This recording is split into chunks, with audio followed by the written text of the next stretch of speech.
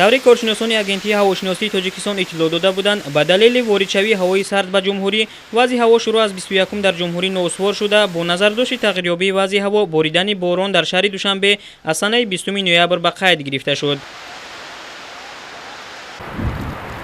ба иттилои масъулини агентӣ ба ғайр аз пойтахти мамлакат, боришоти пуршиддати борон ва баъдан табдил ёфтани он ба барфи тар дар тамоми водиҳо ва доманакӯҳои ҷумҳурӣ ба кайд гирифта шуд. шиддатнокии шамоли ин сардиҳо ҳам нисбат ба вазъи маъмулии ҳаво болотар буда, аз 13 то 15 метр дар як сония мебошад.